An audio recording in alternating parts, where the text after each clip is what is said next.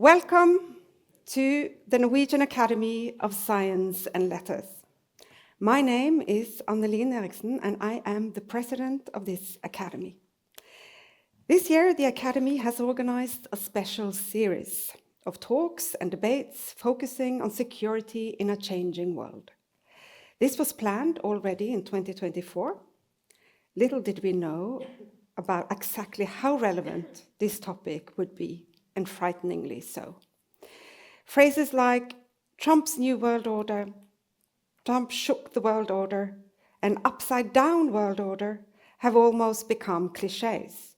It is remarkable how quickly we have gotten used to the idea that everything has changed. But what is the relation between impression and reality, between political communication and the ways people's lives have changed? Are we facing a new world order? New for whom? And where do we see it and how? I am so much looking forward to today's meeting and being enlightened on one key aspect of this new world order, the relation between China and the US. I am very pleased to welcome you all and to now introduce this evening's main attractions. Jude Blanchette is the Distinguished Tang Chair in China Research and the inaugural director of the RAND China Research Center. He is a leading expert on China's political landscape and focuses on expanding RAND's focus on China's domestic issues, including social, economic, demographic, and environmental challenges, as well as non-military aspects of competition. Previously, Blanchette held the Freeman Chair in China Studies at the Center for Strategic and International Studies and served as Engagement Director at the Conference Board's China Center for Economics and Business in Beijing. He is a prolific writer featured in prominent publications and authored China's New Red Guards, The Return of Radicalism and the Rebirth of Mao Zedong. Odd Arne Westad is a scholar of modern, international, and global history with a specialization in the history of Eastern Asia since the 18th century. He studied history, philosophy, and modern languages at the University of Oslo before doing a graduate degree in the US and international history at the University of North Carolina at Chapel Hill. In the first part of his career, Westad was mainly preoccupied with the history of the Cold War, China-Russia relations, and the history of the Chinese Civil War and the Chinese Communist Party. He published 2 monographs on Cold War and Revolution. Since the mid-2000s, Westad has been concerned with more general aspects of post-colonial and global history, as well as the modern history of China. Today, Westad is mainly interested in researching histories of empire and imperialism, first and foremost in Asia, but also worldwide. Kristoffer Rønneberg will be our steady hand and steer us through the conversation this evening. He is a foreign affairs journalist at Aftenposten, focusing primarily on China, East Asia, and the United States. He has previously been stationed in Beijing and in the US as a foreign affairs reporter. He is also the author of several books and hosts the podcast Aftenposten USA. I now give the floor to Rønneberg, Westad, and Blanchette.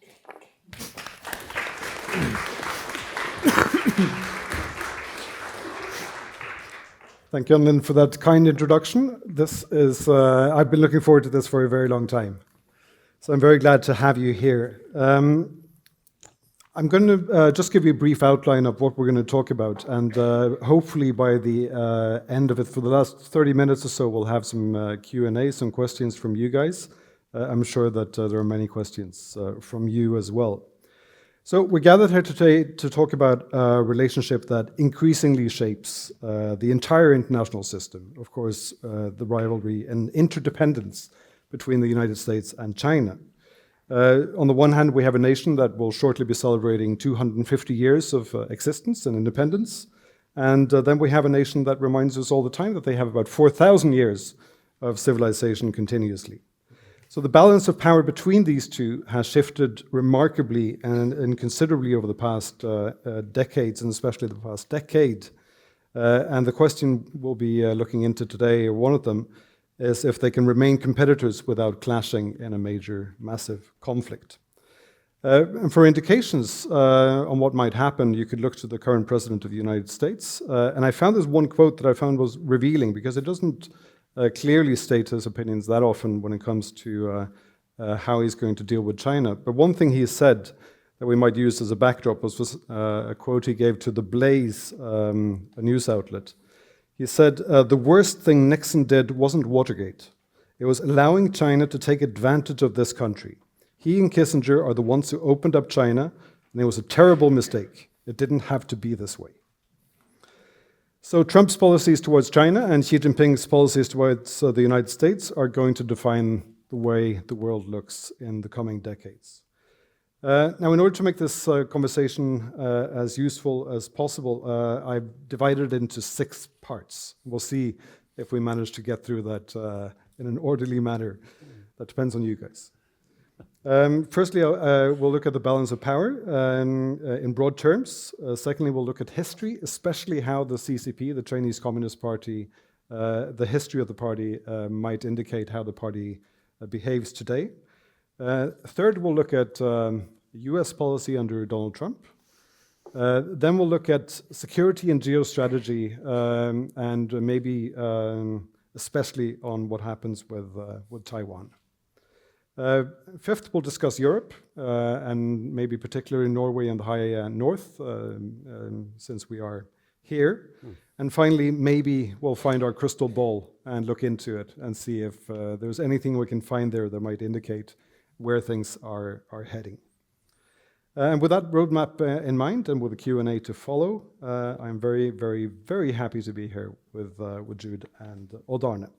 So let's dive straight in. Jude, we hear the term the Thucydides trap quite often. We've heard that for a long time. And the idea, the theory is that if you have an existing power and you have a rising power, it's impossible for the two of them to coexist without conflict. Is that a useful way to look at the rivalry between the US and China? I was hoping you were going to ask Professor Westad to go first. So I'll have a historian follow me as I answer a question on Thucydides. Is it a helpful way to think about it? Let me give a yes-no answer. First, I think we're all scrambling to find frameworks, analogies, heuristics to explain US-China relations. Is it a new Cold War, a Thucydides trap? And all of these, when you look closely, are deeply imperfect devices for describing the past, present, and trajectory of the United States-China relationship. What I don't like about a Thucydides trap, or indeed even a new Cold War framing, is it imbues a degree of inevitability on where we are now and how we got here, which, ask anyone who's looked at this closely, this is a bizarre stew of agency, personalities, contingency, structural dynamics, and twist the dial on any one of those or any two of those, and you get some pretty significant trajectory changes in the US-China relationship. So I find any sort of structural description of US and China, which seems to reduce it down to these inevitable dynamics, to be deeply unsatisfying. The US-China relationship as of 6/11 on the 17th of November looks different because of Donald Trump. If this was a Kamala Harris presidency, it would be moving in slightly different directions, right? So if we deny that degree of agency over this, I think we're missing really what has been so fascinating about the US-China relationship. But why do I sort of like a new Cold War framing? Why do I sort of like a Thucydides trap? This is not an area of where pure agency by any elected leader is going to be able to dramatically and radically steer this relationship without having to cross structural thresholds which make it difficult for this relationship to magically move in a more positive direction. We'll talk about a lot of these structural barriers tonight, but the tension that is building in the bilateral relationship that crosses over technology, economics, geopolitics, ideology, soft power, hard power are growing. A Thucydides trap gives a broad view of a relationship where you have what seems to be a shifting balance of power, right? One in where, as an American, increasingly it feels like we're seeing an atrophy of US power and leadership. China sees us as storming ahead. I actually, from the vantage point from DC, it looks a little bit more tenuous. And we do see this extraordinary rising power in East Asia, which for all the many pathologies that exist in China, local government debt, a real estate crisis, a malfunctioning healthcare system, demographic challenges, despite all those challenges, this is a power that is roaring forward. And so I think having to wrestle with those structural dynamics and the fact that we are seeing what feels like a pretty significant shift in the balance of power is captured to some extent in Graham Allison's device, which he has made an incredible amount of money off of since he first it caught on. Well, thank you. And Odd Arne, I mean, you're a professor of history and an expert on the Cold War. And I saw you speak here in Oslo last year, so I know the sort of basic yes, no answer to the question I'm going to ask, and it's basically the same. But now that we've heard Donald Trump talk about the G2, so he's identified this this environment where you have two competing nations that are more important than other nations. How do you feel about this way of looking at the relationship between the US and China in a sort of a Cold War perspective? Is that useful? No. I thought you'd say that, but please I don't elaborate. think it makes any sense whatsoever. Look, this is what worries me with the international situation at the moment, is that we use parallels, we use analogies that really do not fit the situation that we're in, which is, as was said in the introduction, in many ways fundamentally new. Of course, we carry things with us from the immediate past. There are lots of aspects of the Cold War that's influenced how the United States and China see each other today, and how other countries further afield see each other. But this has very little to do with the Cold War. It's not a bipolar international system, it's a multipolar. I think we are now in a fully fledged multipolar international system. Of course, within these kinds of systems, there will always be poles that are stronger or weaker. I mean, the United States and China will probably be the most significant poles within a multipolar system, but they do not determine the shape of the international system like the Soviet Union and the United States did during the Cold War. So that's the reason why I don't like the comparison. A host of other reasons as well, which you can read about in my forthcoming book on this topic. But it doesn't fit the new terrain, the territory that we are looking at. My worry, which I've been talking about endlessly in other events in Oslo today, is that it is sort of a little bit more similar to the lead up to another conflict, so the late 19th and very early 20th century. It's not a perfect analogy in that sense either. I mean, perfect historical analogies do not exist. But it does remind me a lot about the lead up to the First World War. Increasing multipolarity, globalization in crisis, a central power within the international system that defects from that system, what Britain did before 1914 and the United States is doing today, the growth of new powers that haven't really found a place within the existing order, and where the establishment powers, this is of course Graham's point, the establishment powers find it incredibly difficult to find a role for them. Germany, and to some extent the United States in the late 19th century, and China today. And we're acting in ways with regard to China's international role that seem to me to be remarkably similar in many ways to what the establishment powers did prior to 1914. I often quote my friend and colleague Paul Kennedy, who in what I think is his best book, The Rise of Anglo-German Antagonism, which came out a long time ago, Paul says that what Britain basically said to Germany before the First World War was that, little Hans, if you would just stop growing, everything would be fine. But you have to stop growing, right?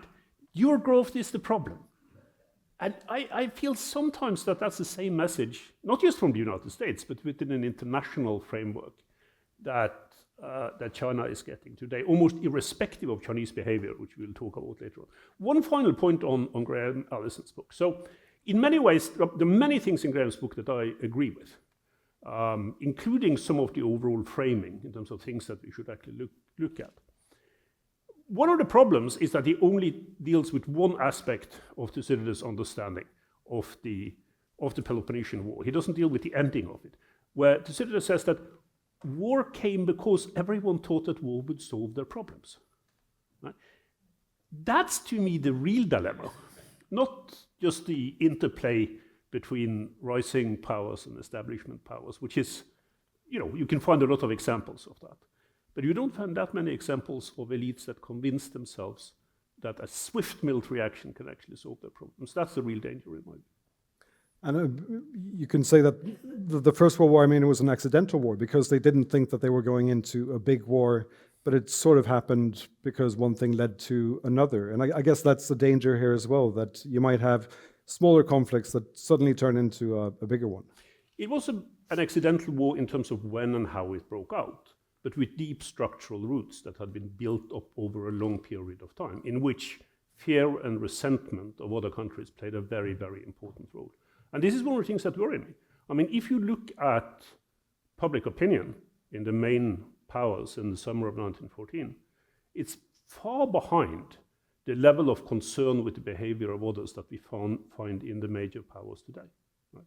So this idea that we are in a different kind of position, we will be able to act better if a real world-class crisis come around, which of course is what happened in the summer of 1914, I don't really buy that, because I think these levels of resentment are already very, very high. Can I ask Professor Westad a question? Please, yes.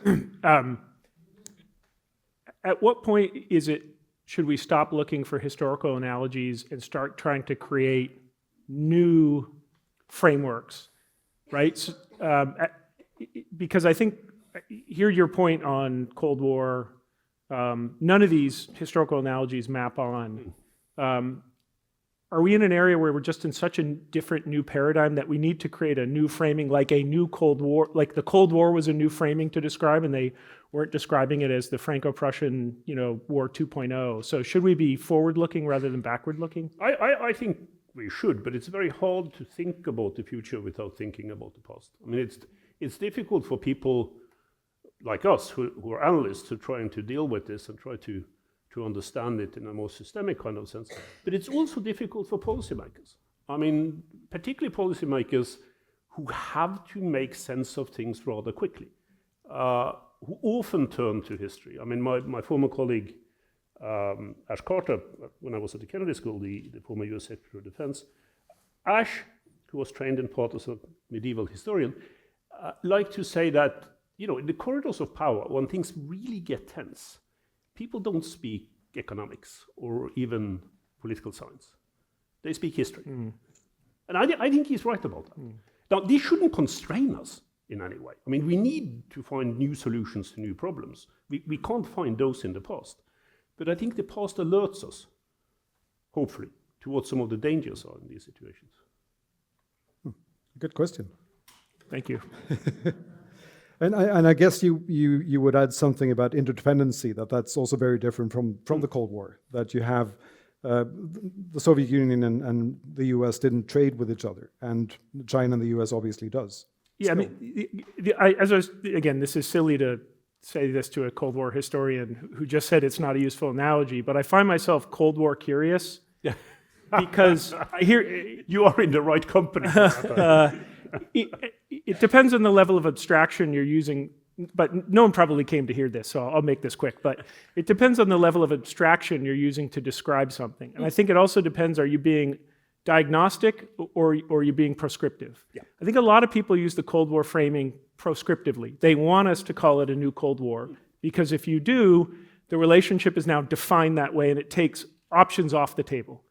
There's no point in talking about working together with China on mitigating the effects of climate change if you're in a new Cold War. So I think there's people who use it to mobilize resources towards given ends because they want a highly competitive policy. Then I think there's people who use frameworks as diagnosticians to just try to understand complex realities and simplify them. And if I look at a 35,000 foot level, I've got two global superpowers with, not perfectly, but sort of rival ideological systems. One pays fealty to Marxism, Leninism, again, imperfectly and with lots of contradictions. One pays fealty, again, not perfectly, to free market capitalism, rule of law. It's a multi-domain competition that has a military dimension, a technological dimension. It spans the globe. That feels like it rhymes with a simplified version of a Cold War. So whenever I hear the discussions of it not being a Cold War, I, of course, say, who am I to challenge? But then when I'm in the car driving home, I think, yeah, but it is kind of a Cold War, if we're just trying to make sense of it. So interdependency is a new dynamic of this new Cold War. We're not saying this is the Cold War on rerun. We're saying it is a new Cold War. What is new? High degrees of interdependency, right? The US and China trade $800 billion worth of goods a year, right? We decreasing numbers, but we have lots of Chinese students coming to the United States. We have lots of US companies investing in China, right? We get our rare earths that go into making our missiles from China. So the new does a lot of work in describing the relationship. And I think in the same way, World War II wasn't just a repeat of World War I, it was a separate, distinct conflict. I have some space of the new Cold War as a descriptive framework to understand where this is, and the limits, frankly, of the amount of cooperation we're going to get with China, given some of these more structural dynamics. But to pick up on one point that you made and one point that Odd Arne made about looking into the past to understand the future, and you said ideology. When you look at China today, when you look at Xi Jinping's China, he just released another book about his thought, and it's being used to tell the China story well, which is one of his projects. In what ways can you see the Communist Party of today using their historical position and their ideology in a way to build up the notion of what the People's Republic is today? I'm definitely not going before Professor Westad on another history question. So I'll follow him. You wrote about the new radical. I know I've got to protect my reputation here. So. Yeah, I mean, I think, as I just said, I think that is what happens in many ways, in many settings, not just in China, that you use part of the past in order to justify the present. And which is in a way more acceptable than if you use it with ironclad conviction in order to explain it. I guess that's probably understandable. I think what's happened in China, if you look at it in a broader sense, and following up on Jude's quite correct insistence that we have to think anew about things that are happening now. I think what Xi Jinping as a leader and the group working with him have tried to do is to appeal to China's past in order to justify many of the policies that they wanted to carry out anyway. And to me, it's important that they wanted to carry out policies dealing with many of these areas for relatively good reasons, right? So the people who elected Xi Jinping the head of the party, or accepted his election, is a fairly wide group of people, but all at the top levels of the CCP. And I think they elected him for two reasons. They elected him because he was seen generally as comradely. He was a friendly man. He knew the names of people's kids or partners. He called them to congratulate on the birthdays, this sort of thing. But they also picked him because they thought that he would be interested and willing to deal with something that a lot of people within the CCP saw as really significant problems. Corruption, inequality, too much power to the private sector, too much power to some of the provinces, a People's Liberation Army that wasn't really under party control. At least that was how it was seen. So these were seen as real problems. And they got Xi as the man who should fix this. Now, in reality, they got, of course, much more than what they bargained for. And I know that some of these people now are suffering an advanced form of buyer's remorse with regard to this, in terms of how Xi has played out many of these policies. But I think it is important for us now, when we look at how he is using history in order to justify much of what he's doing, that under that lie real problems of the early 2000s, or indeed the whole reform era, which I've written about very recently, that people felt needed to be resolved. So bearing that in mind, I think, gives us a slightly different picture of how he is acting on many of these issues than just thinking that this is a wholesale return to the past in political or ideological terms.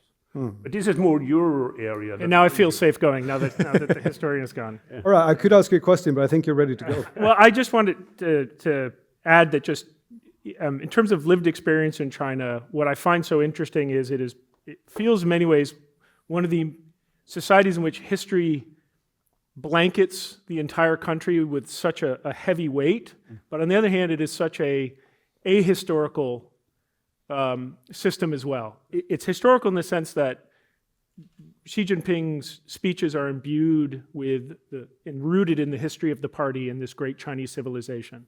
The Chinese are spending money on big projects on archaeology so that they can continually move back in past to when through the mists to find the origin of Chinese civilization. Turn on a TV on any given day and you're going to watch innumerable costume dramas about the dynastic period. You're going to find dramas about the Civil War with the KMT. You're going to find dramas about the war against the Japanese. You're going to find dramas about Mao Zedong, Zhou Enlai.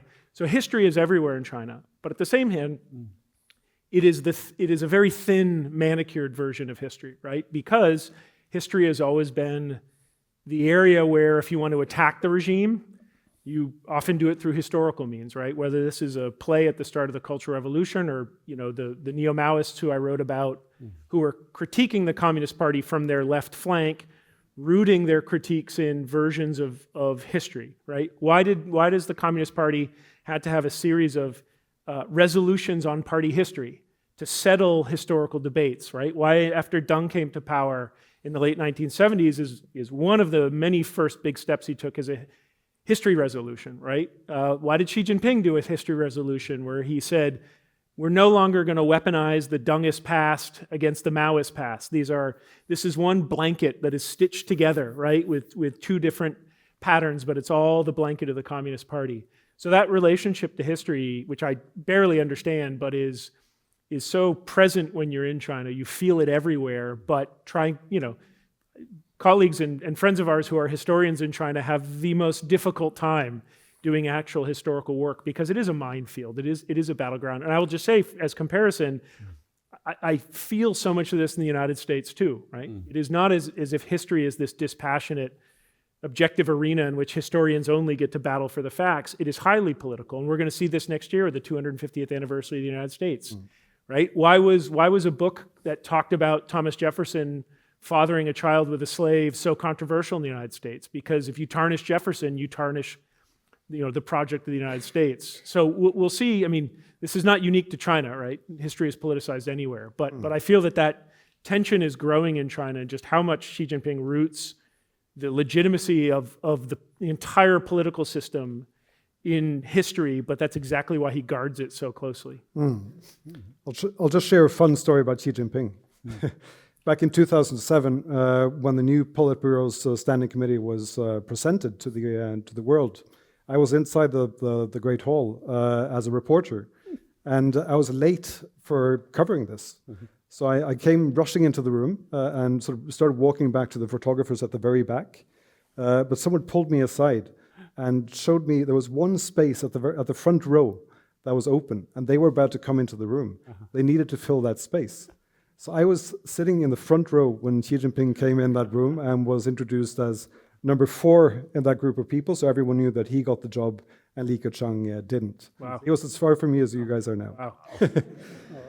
But when you look at, because you mentioned ideology, and I'm fascinated by this, because, and maybe, Odd Arne, I could start with you to put this in a historical perspective. Xi Jinping has been very clear that the biggest mistake Gorbachev made was allowing himself to lose power. And he's deadly afraid of that happening to China. Is that a better way to understand the current leadership of the Communist Party than through an ideological lens? Yes, I mean, overall. I mean, of course, I think this is part of the problem, again, with the Cold War comparison, is that we come out of an international system that dominated much of the latter part of the 20th century, that was so exceptionally ideological, right? I mean, I feel this is a problem myself because I spent so much time on discussing the Cold War. You know, by historical standards, in a broader sense, so exceptionally ideologically based, so that in a very determined kind of way, that when we look at the competition today, it's easy for people like myself to say that, you know, ideology is much less important. Now, I believe it is much less important, but I wouldn't entirely exclude it. I mean, much along the lines of what Jude says. I think it has much less power of explanation today than what it had at any stage during the Cold War. But this is also one of those fields where history in the future might actually change. I mean, I think there are people who have an inherent interest on either side in this competition and further afield, of presenting these two countries, both of them, as more ideological than what they actually are in terms of the decision making, in terms of the structures that are there, because it fits into a certain understanding of how these countries operate. I think on the Chinese side, as I said, I think partly the number one task of the Chinese Communist Party, for as long as it has been in existence, is to be certain of its own survival and be certain of its own power. I mean, that's the key. That's what the party has sought for a very, very long time. And it has shown itself, again, different from what many of us who studied the CCP of the past thought, to be immensely flexible with regard to these kinds of things. I mean, I lived in China in 1989. I never thought that the party would be able to push on further with the kind of reform, that we saw in the 1990s after the disaster of 1989, immediately after. So I think one has to be careful with this. I think he and his generation are preoccupied with, let's call it political theory rather than ideology. I mean, they're preoccupied with learning from what went wrong in the Soviet Union. They are, in a certain crude kind of way, a party that bases itself on a Marxist understanding of how things work. They're trying to make sense of that. Why did things end up the way it did in the Soviet Union? And there, and you sort of indirectly alluded to this, there, of course, there is also a criticism of parts of China's past. I mean, one of the things that I've noticed in Beijing over the last few years is that at least within, I shouldn't even say close circles, but in less public settings, it's now allowable to say that during the early period of reform and opening, mistakes were made, right? Mistakes that weakened China rather than strengthening it. You still can't openly criticize Deng Xiaoping by name. I wouldn't rule out that that could happen. But the idea is that this generation, so much lauded in Chinese history, Deng's generation, also created problems that this leadership then had to deal with. Right? So the application of history, the implementation of how you teach and understand history is, of course, closely connected to the political project of the day. Just a final on this topic, Jude. The current understanding now is that many in the West were too naive when it came to China's rise, and that letting China into the World Trade Organization would inevitably lead to political reform as well. And of course, that didn't happen, and now everyone is trying to figure out what to do with that. Is that a fair understanding of the way the West regarded China before? Were they that naive, or did China surprise them so much by not changing, by not having those political reforms? Yeah, I find this maybe one of the more frustrating aspects of the discussion. First of all, it's important to note that this is not a genuine historical question. This is a forward-looking question, right? This is about solidifying a narrative that forecloses other options, whether right or wrong. But that's why we're having this debate. Now, I also find it incredibly ahistorical because a simple point I always make to people, and again, I'm not making the point that we shouldn't look back at our China policy, and I'll in a minute say why I think we did make mistakes, but we make it sound as if it was just naive Foreign Service officers and corporate officers in US corporations who had this absolutely naive, Pollyannish view of China in the 1990s and thought capitalism is going to liberalize the system. The problem with that narrow view is every single conservative in the Communist Party in the 1990s also didn't want China to join the WTO because they thought if China did, this was going to be a Trojan horse and it was going to bring capitalism into this communist system. Every single small L liberal, small d Democrat, human rights campaigner, pro-rule of law Chinese dissident who I know, who was alive in the 1990s and had a pen, was supportive of China joining the WTO because they thought this was going to be a universal acid which was going to tear away at the Communist Party. So whether or not it was a wise decision or not, just as a historical question, it's far more contested and complicated than the narrative that we're putting forward today. Absolutely, if you read the congressional debates about China's accession, first permanent normal trade relations, PNTR, and then WTO accession, there is definitely some pretty saccharine stuff about how China is going to liberalize, quotes from Bill Clinton, that I think in retrospect did not turn out very well. He talked about the internet and that it was impossible to censor the internet. It was like throwing Jello on the wall. Nailing Jello to the wall. But again, the Communist Party did not know the full threat of technology to its political system until the mid-2000s, when suddenly it had to figure out a way to nail that Jello to the wall or glue it because it started to see that this technology was being weaponized by dissidents on the left and right to advocate for change of the political regime. So the point is, none of this was sort of baked in 2002 that it was going to end this way. The party saw a tactical opportunity through WTO accession to build aggregate wealth and comprehensive national power to redound to the Communist Party, yes, to be sure. But then the party also had to deal with adapting to this new reality, right? WTO accession brought significant amounts of social instability to China, as you now started to see building on the back of the SOE privatizations in the late 1990s. You started to see huge churn in China's labor force, right? You started to see a lot of these unpredictable forces emerge that the party adapted to.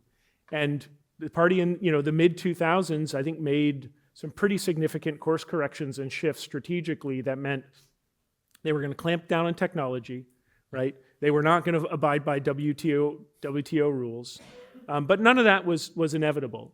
And the other thing I just ask anyone who says that this was a stupid decision is it's really easy to make that decision now, but I want anyone to say that they would have, in 1994, if in a position of power, after the dissolution of the Cold War, having seen that in 1992 Deng Xiaoping goes on a southern tour and basically pushes for market forces to play a greater role, was it really out of the question that China was potentially going to go in a direction of a more normalized, non-Marxist communist system? I think it's valid. And then final thing I'll say on this hobby horse of mine is, John Mearsheimer, who says that we basically should have strangled China in the bathtub in 1993, is not wrestling also with the ethical implications of this. Because if you're saying you don't want the Chinese economy to grow, if you're saying you want to keep China poor and not join the WTO, you're having to deal with the ethical issue that you're saying you want kids to die earlier, you want kids to have less access to clean food, less access to a better education system, less access to all the fruits that development bring to society. I'm not saying that we should base our policy just on the ethical implications of Chinese kids, but I do think we need to wrestle with that rather than having these blithe comments that we should have sort of choked China in 1994 and all our problems would have gone away. Now, this was meant as a bridge to talk about US policy, but I'm just going to jump right ahead.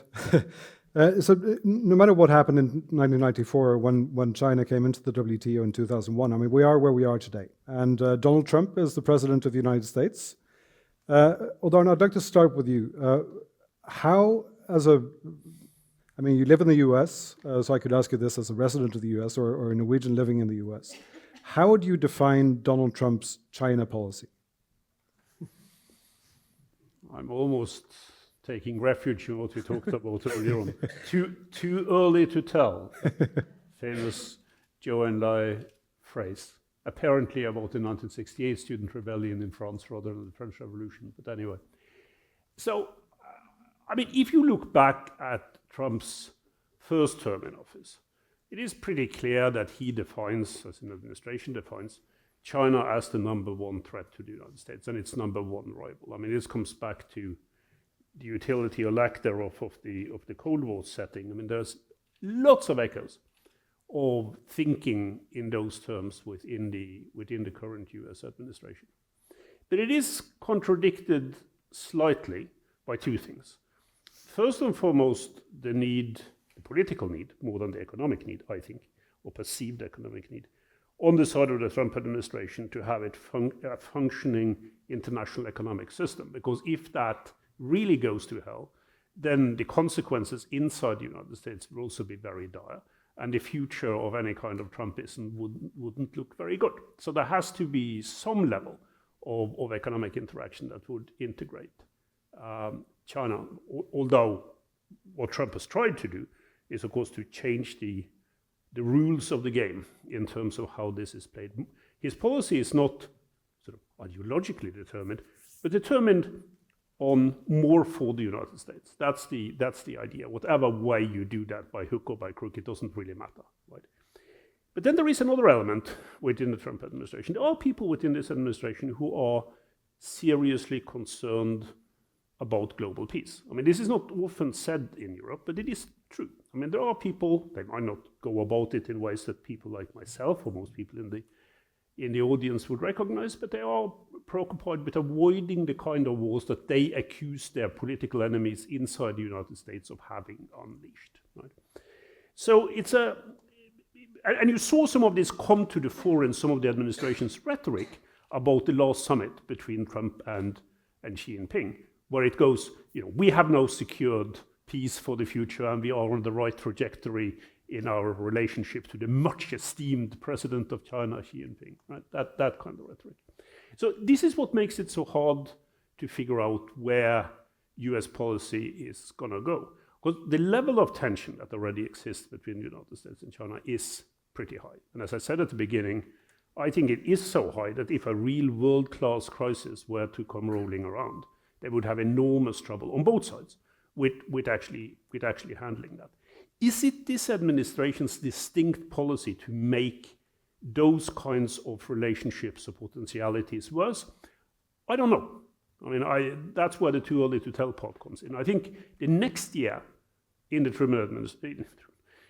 Trump administration is going to be decisive in terms of which direction this is going to take for the United States and for the relationship with China. But not just China, with a lot of other countries as well.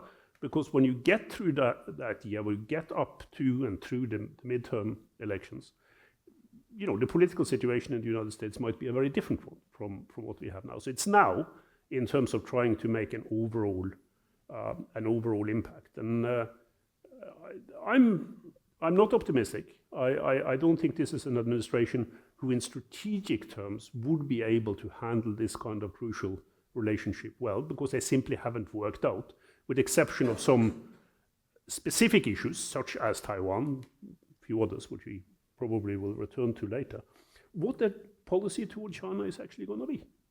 It's easy to criticize, very unfairly, and I agree with everything that Jude said about the 90s or the 70s, for that matter, to criticize your predecessors in terms of what they've done. It's something very different to set up a strategy of your own that, on the one hand, avoids exacerbating conflict up to the point where war is a real possibility, and on the other hand is not seen as pulling the rug under so much rhetoric that has come from the Trump camp ever since his first election. But there's a paradox here, Jude, because if we look back a couple of years and we saw the discussions happening in the House of Representatives and the Senate, you had the Select Committee on China, very, very hawkish on China. It seemed to be the only thing that the two parties could agree on was as hawkish a policy on China as possible. And you have Trump, who's been criticizing China. I mean, there are YouTube videos of him saying China, China all the time. And you have things he said. But now that he's in power, he seems, at least now after this summit in South Korea, he seems to pull back a bit. And that seems like a paradox. So you have this, a lot of people who were in this hawkish Congress are now part of the Trump administration, Marco Rubio for one. How do you explain that you have these, the policy seems to have shifted even though the people who were in Congress now have the actual power to do something about it? Is it all Trump? No, I actually think this is probably the hardest question we'll have to answer all night, because it's the one I think we have to be most amount of humility that it's just really hard to know.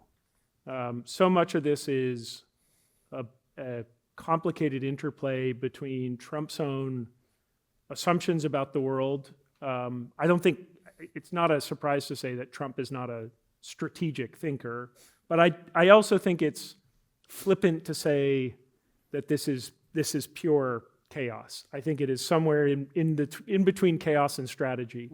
I think he has clear ideas about the US-China relationship that if you squint, you could call something of a strategy, which is he wants to get along with China while stopping China from screwing the United States.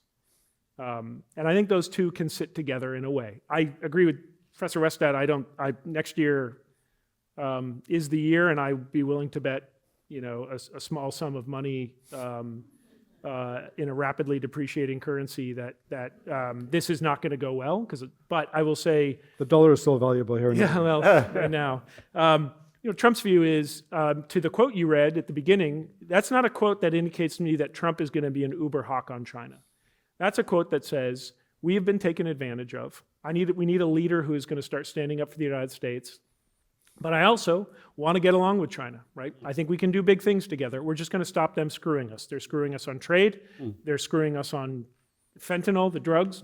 But on everything else, Trump is pretty flexible, right? I don't think Trump stays up late at night thinking about Taiwan.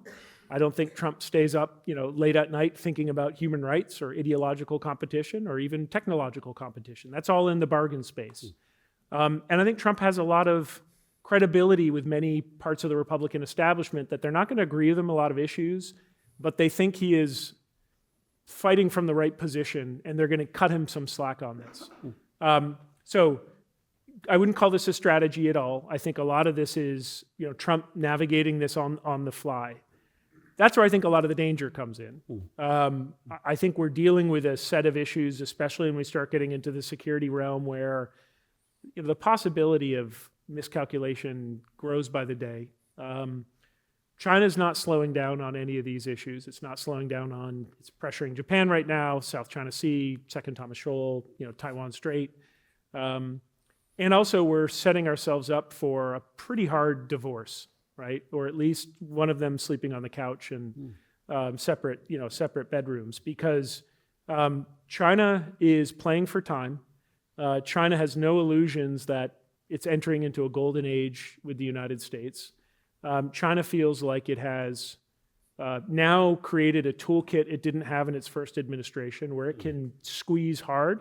And as we saw several times this summer, once it pinched on the rare earth magnet nerve, the United States yelped.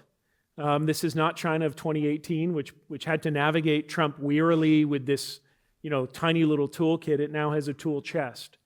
And I think the Chinese view is they're going to get as much as they can from the administration, but there are no illusions about anything Trump says on a G2, or we want to work together, or I really like Xi Jinping. And so I think this relationship is so complicated, so multidimensional, you have to have a pretty clear vision and framework to navigate it. Partly because the equities are also so great. This is not just the United States. This is the United States and hopefully still a coalition of democratic countries that are trying to hold up a wobbly international order that it's easy to critique, but you think about an era where we had an absence of order, and that's far scarier. So you need a leader who is thinking about not just a bilateral relationship with China, but how are the effects of US policy going to affect treaty allies, right? How are they going to affect our partners? Now, this administration doesn't get high marks on that to me, but, and I'll end on this, why so quiet in the Republican Party? I think there's two obvious answers. One is Donald Trump is really powerful.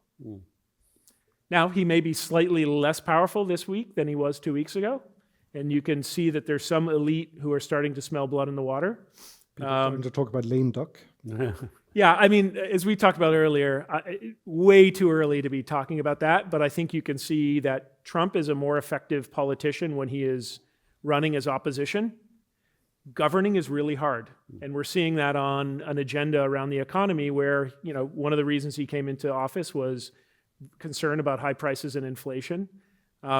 Import taxes, called tariffs, are not always a great way to deal with inflation, and now he's, I think, scrambling. You know, Trump is still really powerful in the Republican Party and can hold discipline, and it's very costly to come out, criticize the president. Number two, and I think as important, there is a long line of Republican hawks in Washington who in their back pocket have a list of all the competitive actions they want to take against China, and they're waiting until next year where this thing all falls apart, and we're back to where we were in the year 2020, where Trump wanted to deal with China and then got pissed off at China, and 2020 was the year as a hawk you got your hunting license, and you could basically take whatever you wanted. And I think a lot of folks are basically, to coin a phrase, hiding their brightness and biding their time and waiting for a new strategic moment to open up in, let's say, the summer of next year. And you mentioned Taiwan and the what's happening in East Asia with allies, but I'll just to follow up something you said there, things can happen next year. But before then, Trump could finally, or he could just suddenly have a phone call with Xi Jinping and say, give me Trump Tower in Beijing and I'll give you Taiwan. I mean, at what point does the Republican Party say, you're not going to go that far? I mean, I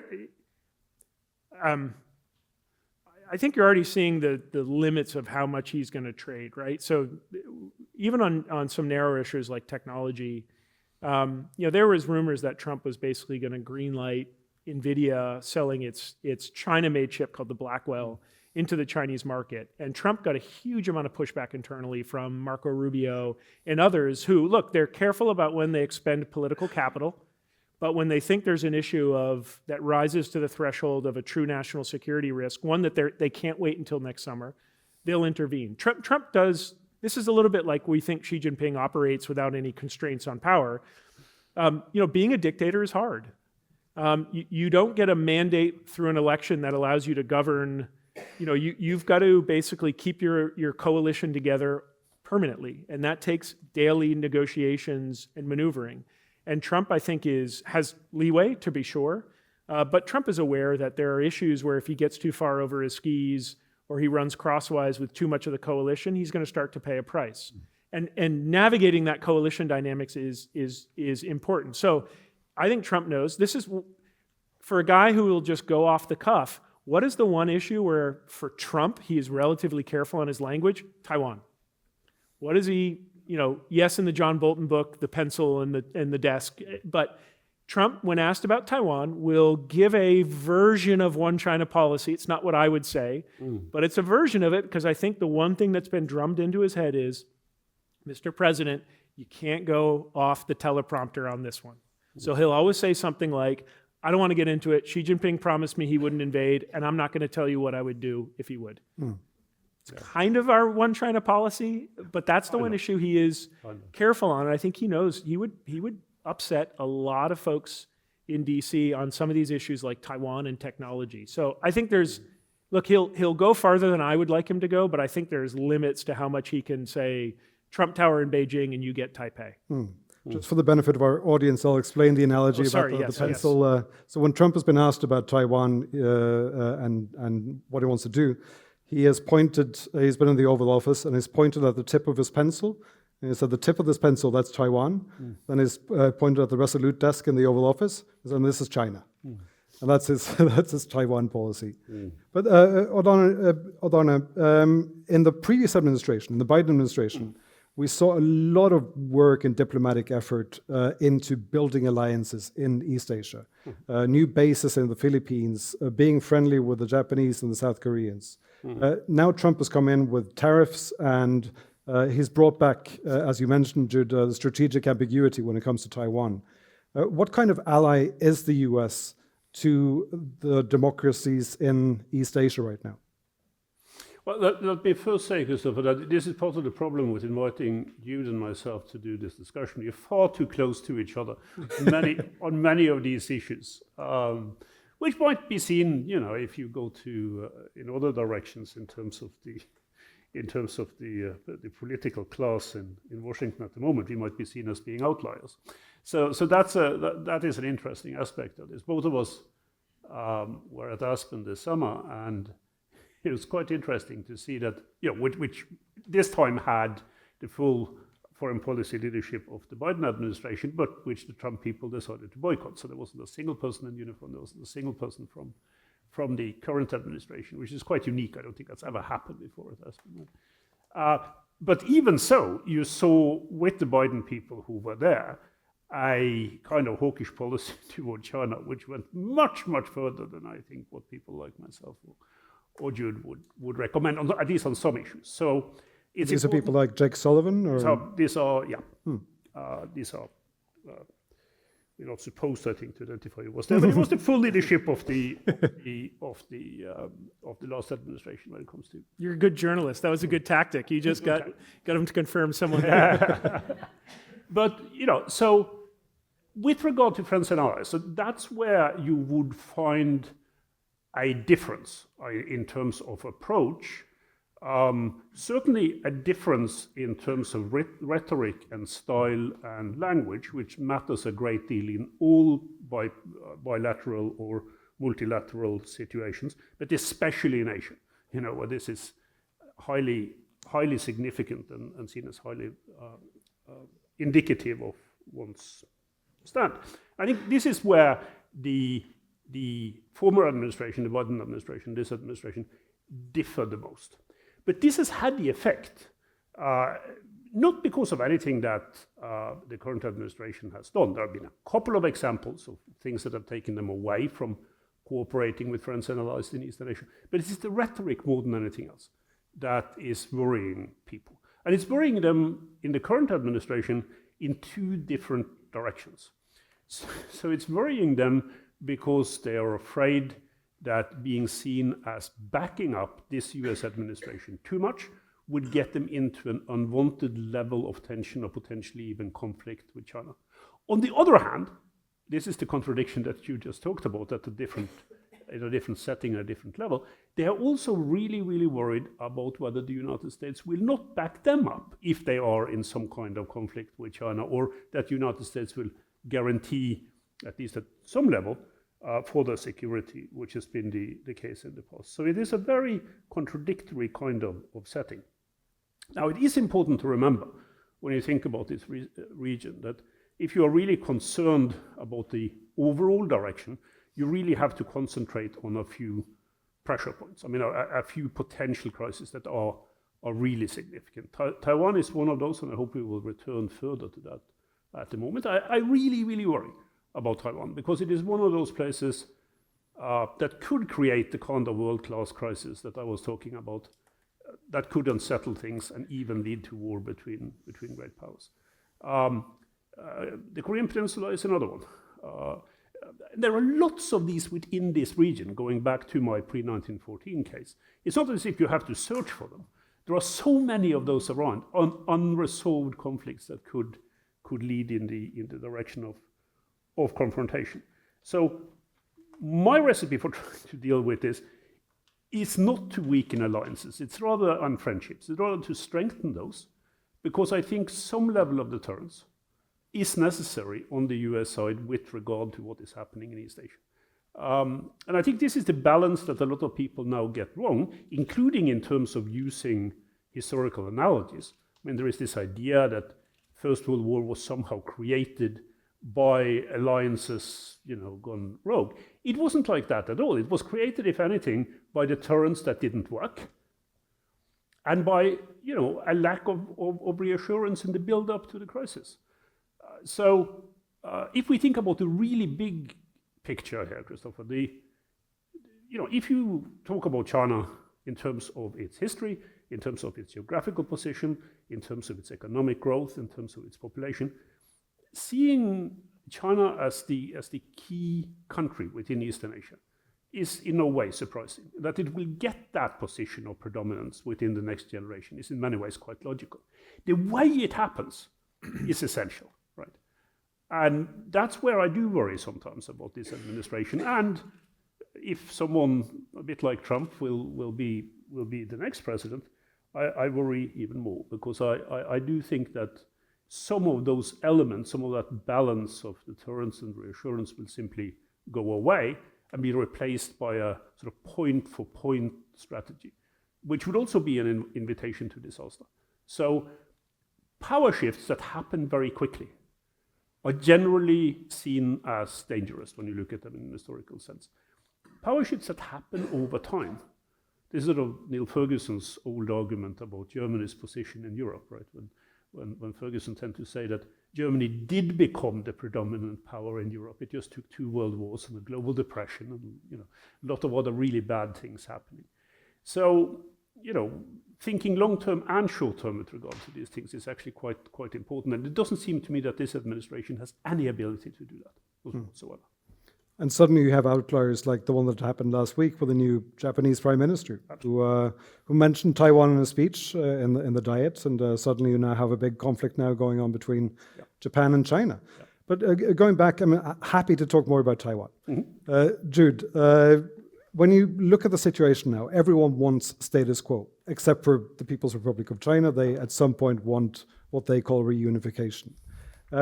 How can the US manage, even with Donald Trump as a president, manage to keep that balance going, leaving Taiwan with its semiconductor factories, with its democracy and its current system and de facto independence, without provoking China too much? Because like Odd Arne said, China is at the center of its region. And look at any map, and you see the first island chain, and it's dominated by the United States. So it's understandable that the Chinese are annoyed by this, and they're building up they have built the world's greatest navy. So how on earth is it possible to maintain a balance and keep that status quo going, and taking the can and just kicking it further down the road? They've built the largest navy. I don't know if we know yet it's the greatest navy. In terms of the number of ships. Yeah, greatest would have a qualitative aspect that they haven't quite proved yet, but I the largest. I think first comment is, if I can borrow Arne's historical hat at the undergraduate level for a minute, just say, let's give some credit that the United States has been navigating this since June 1950, right? When Truman sent the 7th Fleet into the Taiwan Strait. We have been through far worse periods than we are in right now. I would say we have 2 Taiwan Straits crises of 1954 and 1958, where the US and China were at the brink. The US, for a time in the second Taiwan Strait crisis, thought we were also at the brink with the Soviet Union, because we thought China and the Soviet Union were Mao had tricked us into thinking that basically they had the Soviet Union had China's back. They did not, but I will just say in the moment. But they were talking about nuclear weapons back then. We were talking about nuclear weapons, right? We were talking about limited strikes on the Chinese mainland using our nuclear arsenal, which many defense planners, including Eisenhower, thought were just bigger conventional weapons. So the US, China, Taiwan, strategic triangle has never been peaceful. It has always been a delicate dance and balancing act of, I think, less in terms of status quo, because that is the technical term we use in our Taiwan policy, but I think more it's a search on the United States' part to find some sort of equilibrium. An equilibrium where Taiwan, where to be put honestly, China is denied from getting Taiwan, which is not part of our formal policy. We technically have no clear policy on the resolution of the conflict so long it is peaceful, and it is agreed to by both sides of the strait.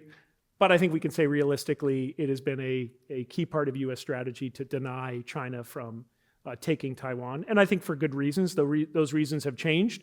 We didn't have semiconductors in 1954, right? Then it was very much premised on, I think, probably an overly inflated domino theory that if we lost Taiwan, we were going to basically see the entirety of East Asia fall into the hands of the the communists in Moscow and China. But we navigated it then through challenging times. We're in a new set of dynamics now, which we're having to navigate. And the value of Taiwan has changed, right? Taiwan was not a democracy in the 1950s, 60s, 70s, and really up until the late 1980s. Now we have some degree of strategic support for Taiwan because it's a liberal democracy. Absolutely, I think the technological interdependence with Taiwan over semiconductors is vital, and there is the defense and strategic piece. In some ways, to me, simplistically, of all the challenges we're dealing with in China, I feel like this is the one where if the three parties could just stop doing stupid stuff, we could kick the can. I think, China, there is a version of China losing Taiwan so long as the slope of the curve is gradual and shallow enough that Xi Jinping can still claim he is making some degree of progress. But as we have seen, China has been losing Taiwan in some extent for 75 years, right? If you ask the Taiwanese people, they're clearly not interested in a reunification with the mainland. They're not interested in reunification, and they're not interested in independence, as I think because they understand that the potential cost to gain independence would be potentially significant. What they want is to be left alone and to prosper as an independent democracy. I think there are things that the three sides could do to kick the can down the road. Now, the reality is that's not going to happen because the three sides will, in their own ways, I think, make strategic missteps. I think it was a huge mistake for then Speaker Pelosi to go to Taiwan in August 2022. It got us nothing. It gave China permission structure to dramatically increase the size, scale, scope of military exercises, which have now been so normalized that if you were to look at a heat map of Taiwan Strait today versus where it was in July of 2022, it is just dramatically different, right? And that was on us for giving, I think, a permission structure for China to do that. Beijing, of course, I think is ultimately the reason we are in a destabilized equilibrium. It is the one that is actively threatening war against Taiwan. You're talking about the experience of the Japanese. This is for saying what I think is the pretty common sense statement that if China invaded or blockaded Taiwan, that it would be near existential for Japan. She was making an argument in the context of when the self-defense force would be able to engage in conflict because, of course, after World War II, it has a pacifist constitution. So she was making a narrow argument, but I think that is completely and totally an obvious statement. The Chinese have reacted with fire and fury, in part because they don't want that truth to be uttered across the region. One diplomat threatened to cut her head off. Yes, that's right. In a since retracted a Twitter post, but as a manner of speech. Yeah. As one does in diplomacy. So I agree with Professor Westad that there is a path forward on this. I think this is going to be one of the hardest to navigate, in part because one of the advantages we had in the 50s, 60s, 70s, 80s, 90s, and the 2000s, 10s was clear military dominance over China, to where a deterrent was easier to maintain because the delta between China's military capabilities and ours was like this. Now, especially within the first island chain, China has been preparing and developing a military to fight and win within that first island chain, for the past 2 decades, and it's going to be hard for us to compete on that. The final thing I would say is what worries me the most is support for Taiwan has historically been very high in Washington. And I think it's starting to get a little bit wobbly right now. Part of that is if you go out on the left and right flank of the foreign policy establishment, you see more open questioning. I think there's a retrenchment vibe that is very much pulsing through the kind of edges of the J.D. Vance camp. That's yet to be seen if that's going to blossom into something that sort of takes a stronger hold in the Republican Party. And I think on the left side of the... How would that change policy? I think people would say, is it worth it, right? And I would actually say, again, this is where, past this prologue, in the 2 Taiwan Straits crises, but in the 54 Taiwan Straits crises, you can find rhetorical questions from members of Congress asking the White House, are we really going to trade LA for Taipei? That question still haunts us. And the more the likelihood of nuclear war grows, right? We're in a very active proliferation contest and crisis right now in the region. The stronger China's military gets, the price to support Taiwan grows. And I think it is right for a democracy to ask questions about, are they willing to see their sons and their daughters die in a conflict for, an island several thousand miles away? I don't think a democracy should ever stop asking that. But I think we also have to admit that it creates a danger if the United States moves into this more open period of questioning its commitment to Taiwan, because I can easily see a leader in China making a dramatic miscalculation, one that creates a set of unpredictable dynamics where, far from the clean military victory Xi Jinping wants, we are in something like a World War III. Odd Arne, what could be? This is a really important question, so let's talk about it just for a little bit. So to the final point that you'd made, I think that is true. I don't think it really changes the overall strategic calculations on either side very much, particularly on the US side in terms of a conflict. It is true that particularly on the right wing of American politics, there are a few people who are saying, is this really in our interest? I mean, this was the case, during the Cold War as well, on several issues, not just regarding East Asia. If there is some kind of war over Taiwan, there is absolutely no scenario where you're not going to end up with a hell of a lot of dead Americans at the beginning of military action. And the possibility for any president then to keep the United States out of that melee, I think, would be very, very limited. So I think in spite of the instability that see in American politics, I think it would be a mistake, including for US allies in Europe, to think that a Chinese attempt at taking over Taiwan could not lead to a war with the United States. I think the chances of that happening in any scenario that I can see now or in the foreseeable future is close to zero, which is the reason why we have to prevent this from happening. So you're absolutely right, Jude, in what you said about the Chinese side and its policy in this, but let's talk a little bit more about what drives it. So I had some really interesting conversations about Taiwan mainly with former military interlocutors when I was in Beijing about a year ago. And these were sort of highly political generals and some of them from the intelligence side of the PLA. And what they were saying is, sotto voce, that you have to understand that for us, time to deal with national reunification is running out.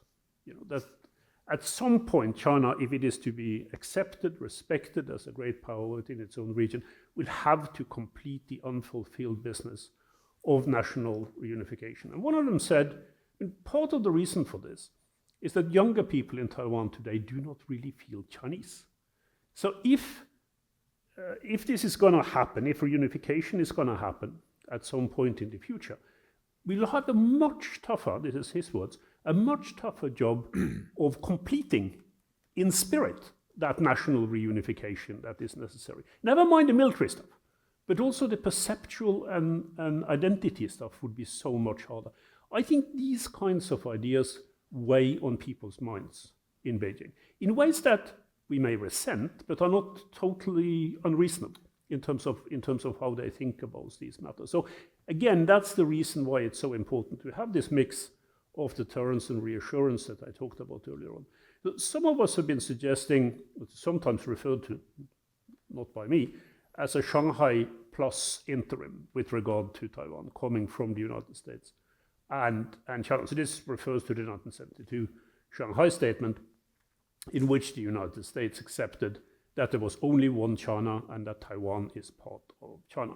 Out of which, of course, you could draw depends on who you ask. Exactly. That interpretation. A lot of. Well, I mean, the text is clear, but the interpretation of the text can sometimes be a little bit unclear. The Shanghai Plus idea is to build on that and say, as a statement, simply a unilateral statement from the American side, that the United States will under no circumstance support Taiwan independence as long as China doesn't use military force to subdue the island. I have some really good things to say about that proposal. I think it is something that this administration and probably the next administration, because I don't think this administration is going to do it, should consider very, very seriously.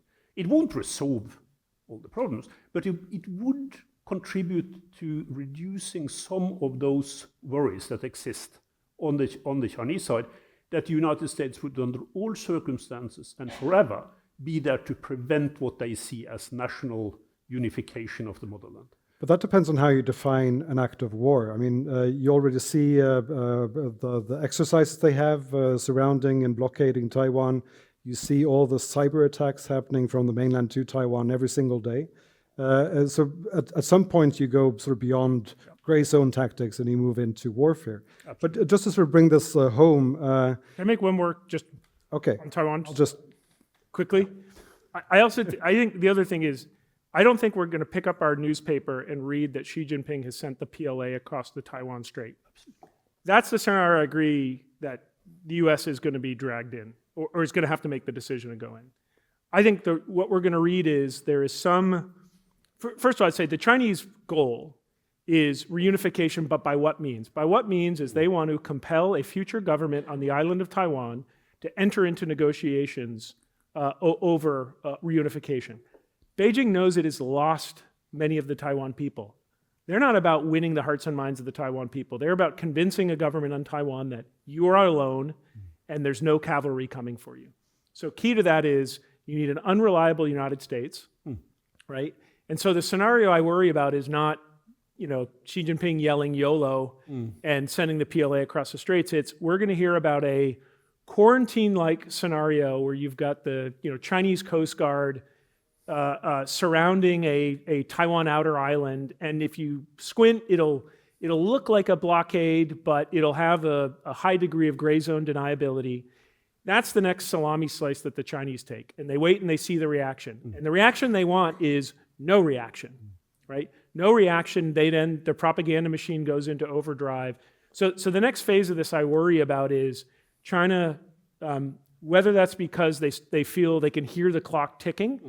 Xi Jinping is not a gambler, right? He's not going to do a Vladimir Putin and send the Chinese like Putin did. He is a calculator, right? Xi Jinping is a very cool risk calculator. He is not reckless.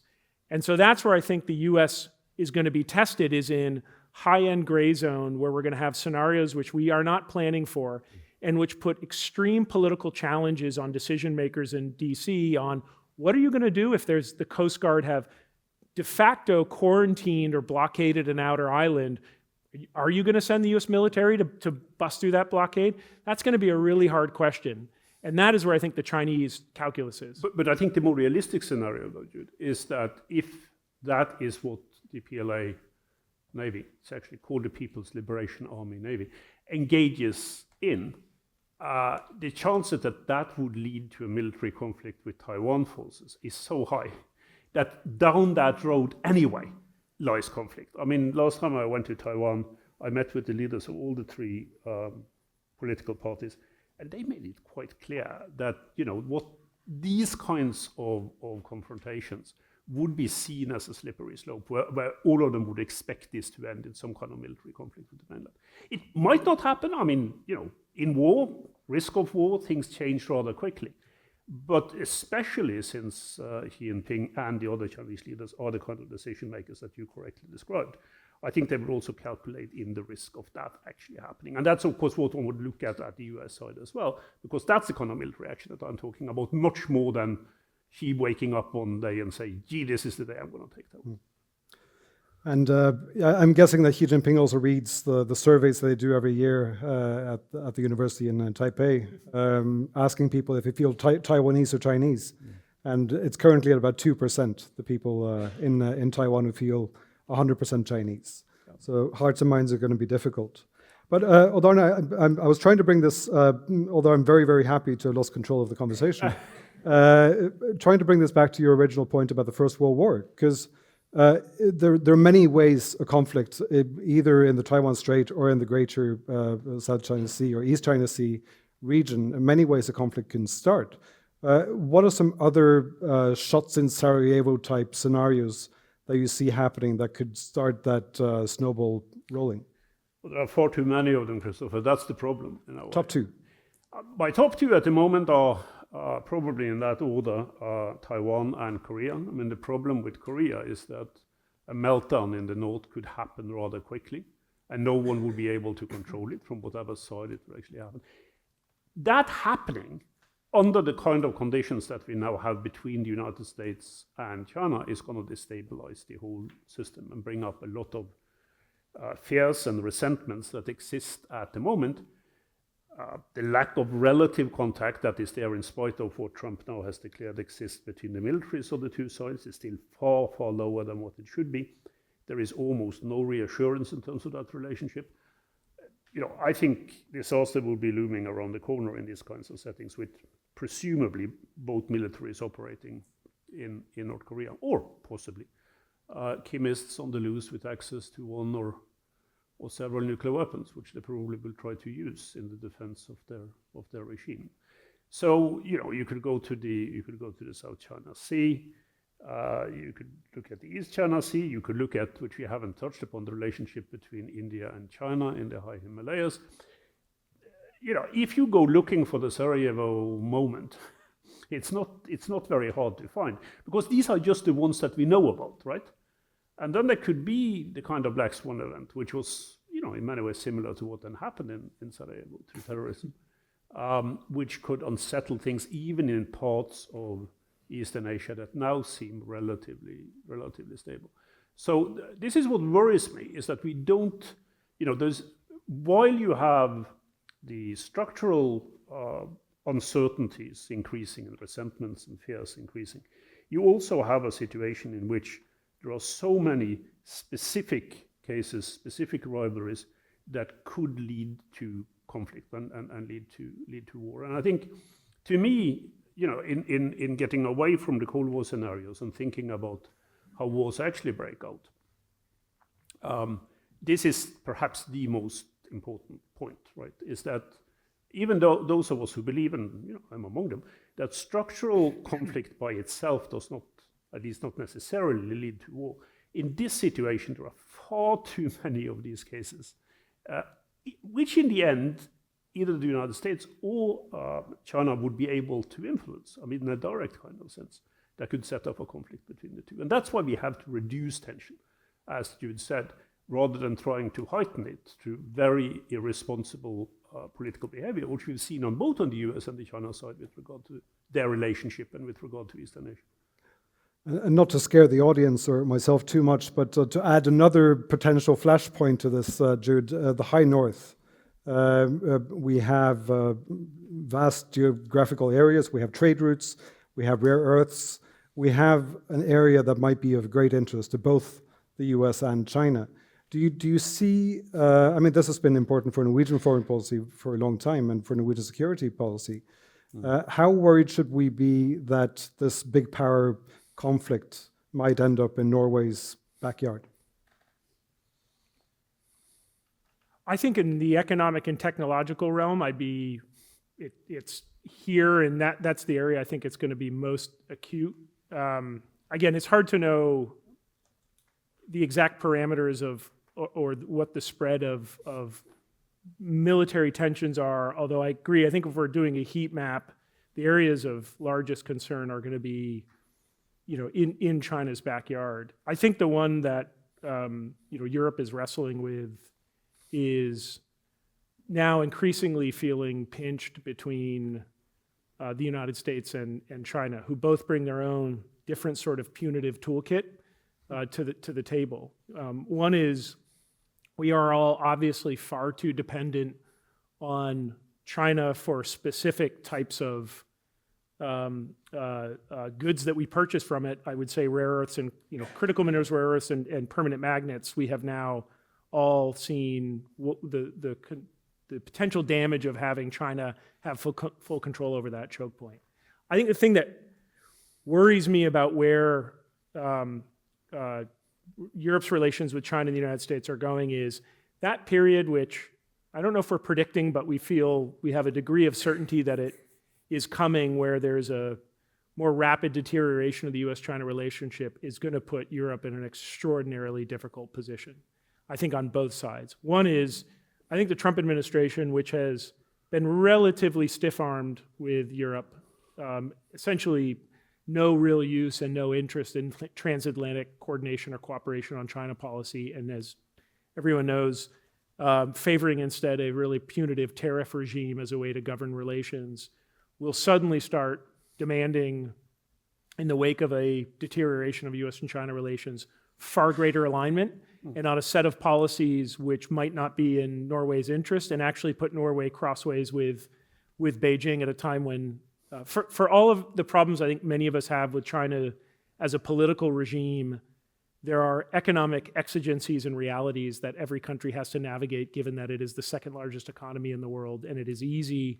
for the United States as the largest economy in the world to expect every country to rapidly disinvest and de-risk from China. It is harder when you are a smaller economy to do so, and you're dependent on trade in many ways with China to power your economy. I don't think Trump administration is going to care about any of that. And you saw that the Dutch government was put in a relatively difficult position after the US passed a change to one of our sanctions laws, that suddenly the Dutch government had to unwind this company Nexperia. I think that's a case study of what could come in a cascade towards Europe. And Beijing is going to force countries to make choices in that period of what side are you on. And this is a really confident China right now. We're not in a China of malaise. We're not in a China of its own Carter era of worrying about its real estate crisis. Xi Jinping is as confident as I think we've ever seen him in the time he's been in power since 2012. They feel like they have a toolkit. They feel like they have geopolitical winds behind them, and they are geared up for an intense rivalry with the United States.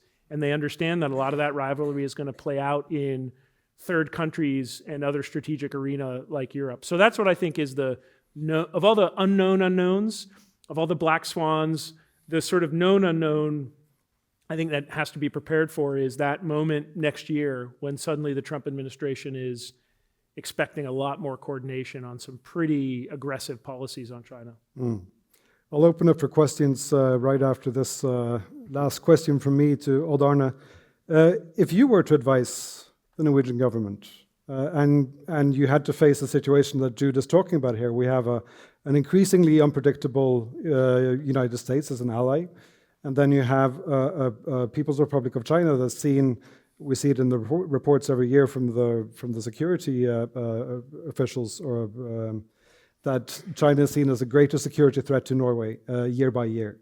To find sort of how to deal with that for a small nation outside the EU, what advice would you give the Norwegian government? So there is absolutely nothing. I mean, I know that Norwegians tend to think differently about this, but there is absolutely nothing that Norway can do in terms of dealing with the relationship between the United States and China on these issues. And like you said, I mean, obviously, it is, particularly in terms of trade and issues related to trade and investment, it's going to come under pressure by both sides.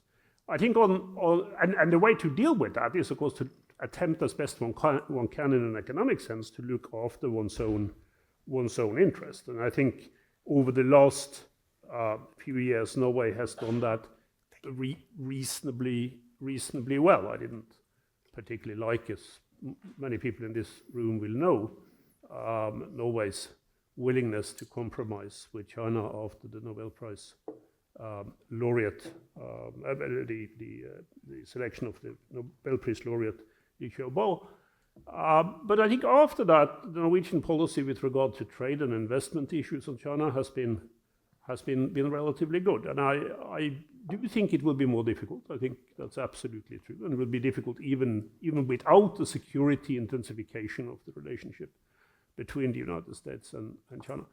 So what Norway really can do, I think, with regard to this conflict overall, is also in a European sense to look after its own interests. That's where I would put the emphasis. And it's very clear that in the kind of world that we're moving into now, particularly on security issues, being able to coordinate ever closer with the European Union is in Norway's best interest. There will be, and I'm absolutely certain about this, nothing to do just with the Trump administration. There will be a European part of NATO, different from what we see today.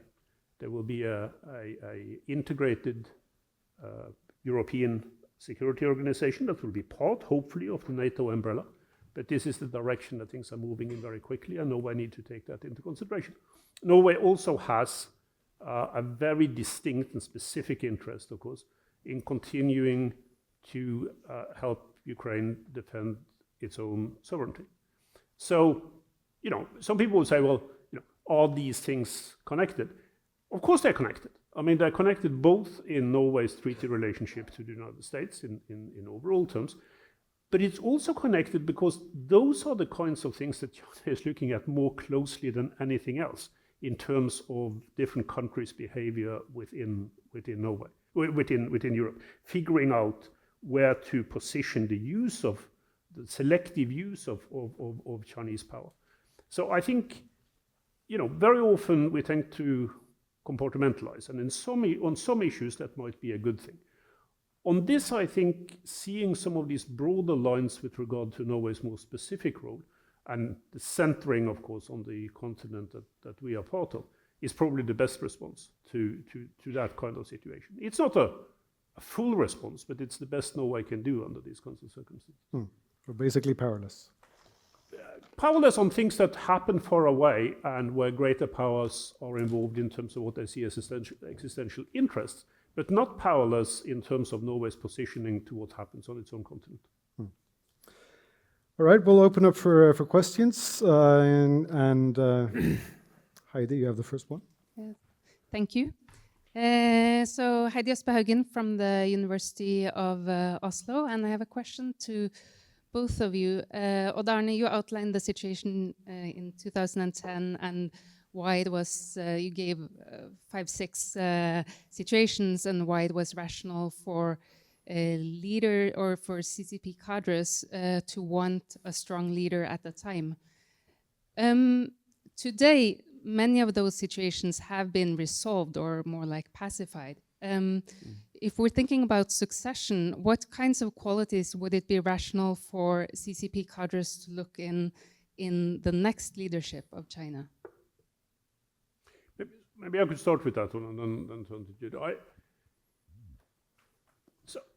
I think there is some level of dissatisfaction among senior CCP leaders with the way in which the current General Secretary, the leader of the party, Xi Jinping, is dealing with his power. I mean, in terms of how things are being set up. When I said earlier on in the discussion that the senior party leaders got more than they bargained for, I think that's absolutely true. Now, there are two problems. The first problem is, of course, that in terms at least of their formal position, which is never an easy argument to use on the Chinese side because there are so many informal positions as well. But in terms of the formal position, almost everyone who now serves with the current leadership in China has come up under Xi Jinping and is somehow connected to him.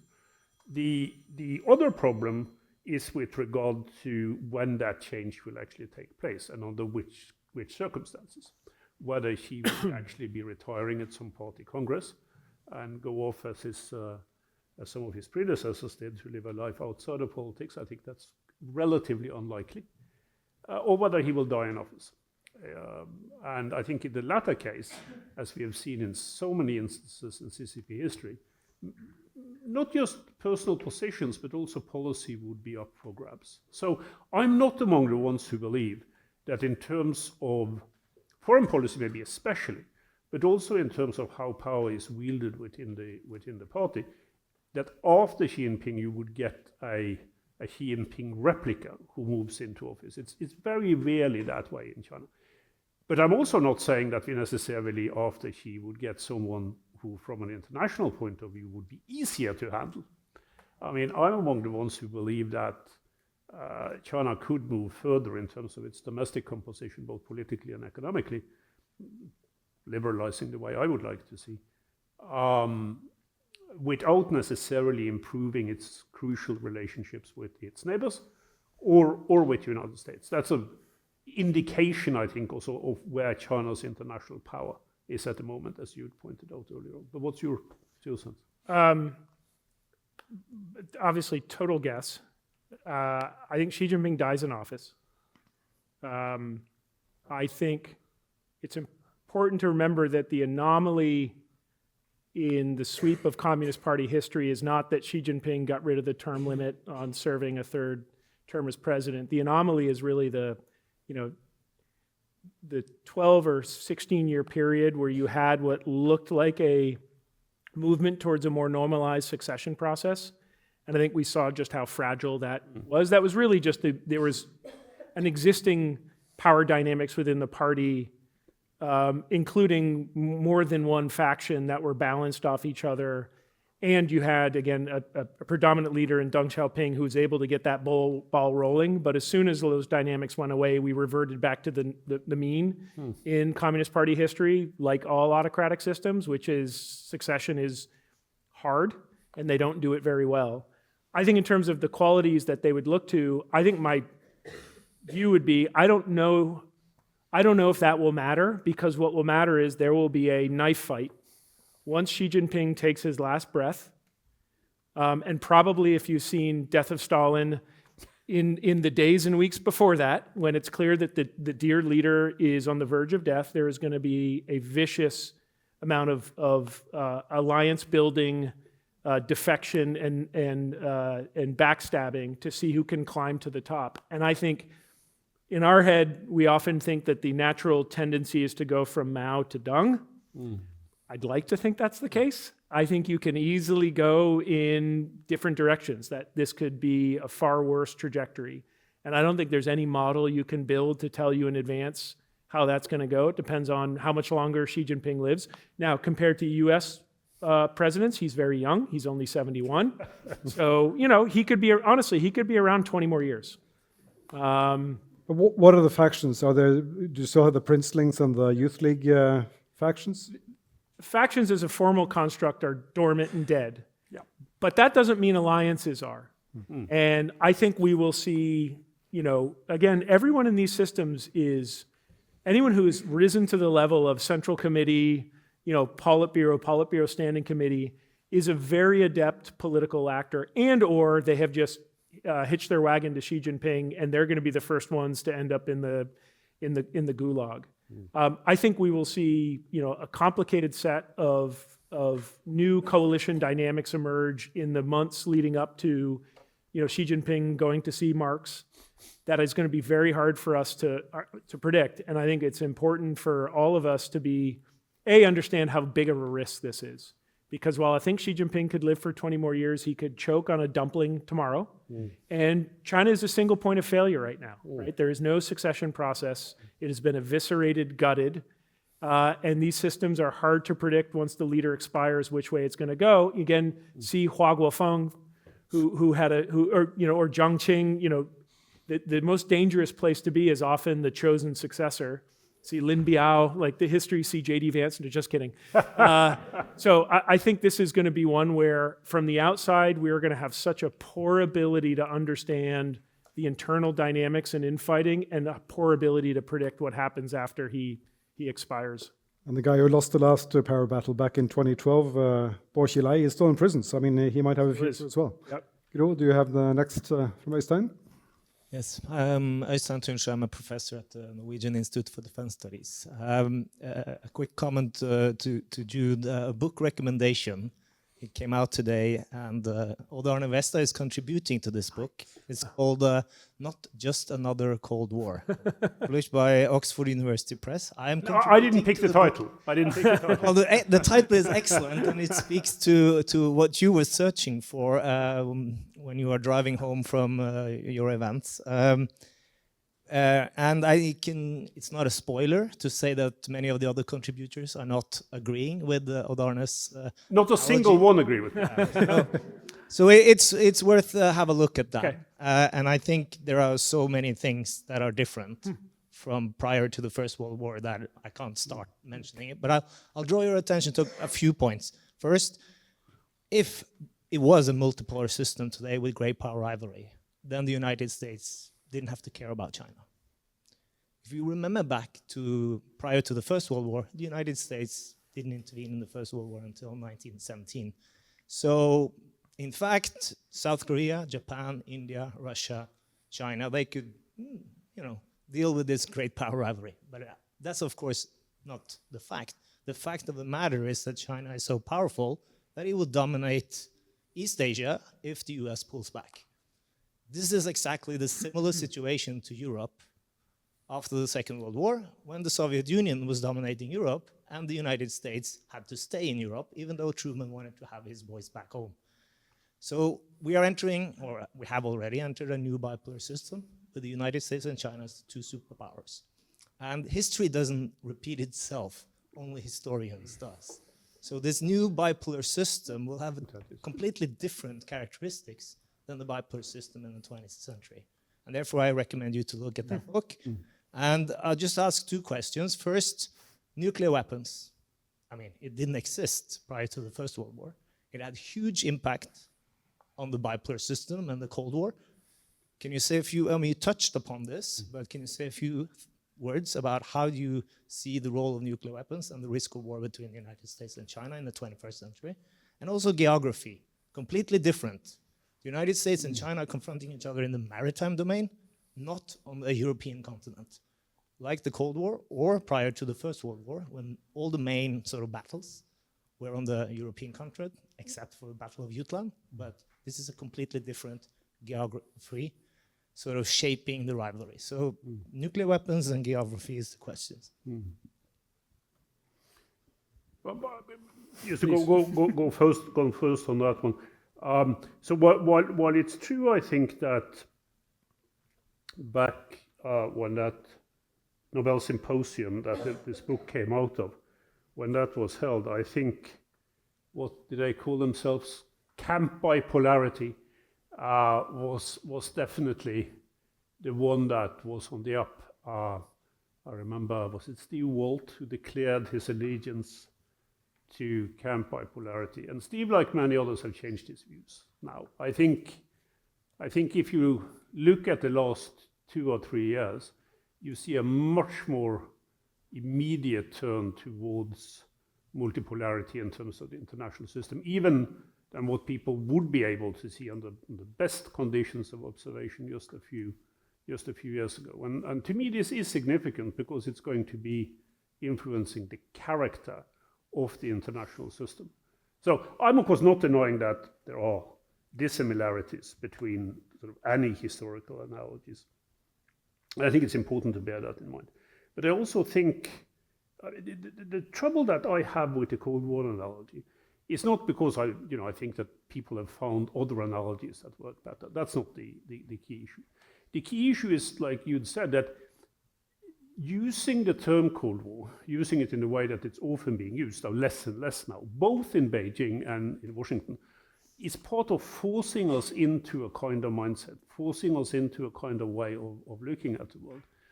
That if we move, as I believe we are, closer to a set of international conflicts that could be really dangerous, it would be problematic because we wouldn't be able to have the sort of tools of imagination, let's put it that way, to understand a world that works in fundamentally different ways from what was the case during the Cold War. And I think this goes to the whole issue with regard to the use of history for policy making. That even though one might be wedded to particular models and ideas about how to see the world, or particularly ideas about what makes the world go around, you have to be open enough for new circumstances. As my friend Tony Judd was fond of saying, when the facts change, I also change my opinion. And I think that is what is called for in a way in this kind of situation. To have a discussion about it, and this is where the book is really, really good. To have a discussion about these things is long overdue, and I think one needs to take that aspect of this much more seriously. The place, by the way, where I think it's most called for is in Beijing or in China, of trying to understand what kind of international system that China now operates within. Because I think the version of Cold War thinking that exists in Beijing is the one that ties China into the worst kind of behavior or the least fruitful ways of understanding one's own situation. So I hope over the next, if they will allow me, over the next couple of years to spend a lot of time trying to engage Chinese colleagues in these kinds of discussions to try to understand better, what is the actual international global scenario that China operates within. The same could be said for Washington, but now, of course, I spent a lot more time in the United States over the last decade than I have in China. You might have a better answer on the nuclear weapons question than I would. So Are you sure? 100% positive. Go for it. I think both of us could try to look at this one. So, I mean, my worry when it comes to nuclear weapons, weapons of mass destruction in general, including new kinds of weapons, AI weapons that we'll get in the quantum revolution that we've now entered into, is that they will be far harder to govern, far harder to govern than when you had a bipolar confrontation of the kind that you saw during the Cold War. And I really worry about this. I mean, we talk about Putin's nuclear saber rattling with regard to Ukraine, but there are many more things to worry about. I mean, particularly in terms of issues of doctrine, not just, of course, and this is crucial for my argument on the side of the United States and China, but also with regard to an increasing number of other nuclear weapons powers. I fear that the threshold for using theater nuclear weapons has been lowered. I find the situation again strikingly similar to what you had before the First World War, where everyone was saying that the innovations in terms of technology, destructive technology, were so great. Battleships, airships, poison gas, that war was unimaginable. It just couldn't happen because it hadn't happened at any point, I think, as a sustained great power war since 1815, right? And we see some people making the same argument with regard to the stabilizing power of nuclear weapons today. I fear that is no longer the case, and it worries me intensely. And as I said, and this can't be underlined enough, not just in the US-China relationship, but in terms of many of the other nuclear powers that operate with interests and lessons from the past that are theirs. Do you agree, Jude, that the doctrine of mutually assured destruction isn't as powerful as it used to be? I'll tell you what, I know enough to know that this is a field that I've done almost no thinking about. So I'm just going to let that stay there. All right, I'm sure we have more questions from the audience. Yes? Of Oslo. I have a following up question about some countries will have to choose partly between the US and China. Just now we have the COP30 meeting in Brazil, where US have no official representatives. That gives China a chance to become a leader in that field. And I have a feeling, because I've worked in this field for so many years, I hope that this may to some extent influence other countries. But what do you think about that? I guess this is a question of soft power, maybe. And I think China sent about 900 people to Brazil for that summit, and the US sent 0. Yeah, this is another one. I don't have a great answer to your question. I think, yes, the United States not showing up matters. I'm just trying to think of how, I don't know enough about how China translates that into a tractable strategic advantage beyond just the area where China is dominating, which is in the commercial green tech sector, which is outside of I almost feel like that's the bigger story to me at least, but I honestly don't follow multilateral politics on the environment that much. We do more research on China, which is really, at a mind-blowing speed, dominating across battery technology, across, EVs, across solar. And that's the one where it feels like where China is getting probably the most advantage. And it's not only in the technology and embedding itself in supply chains. It's also on standard settings. Now, I don't know if all of that is bad. I've been in a BYD. They're very, very nice cars. And if I could buy one at a below 100% tariff in the United States, I would. I think this is one where the United States would be better suited to engage with China on some aspects of these supply chains, especially on batteries and EVs. But that's the only area that I know enough to say that I see China gaining advantage. I don't know enough in the sort of multilateral domain. I don't know if you... Nope. Yes. My name is Astrid Schnitzer-Schönsberg, Bilkent University, Ankara.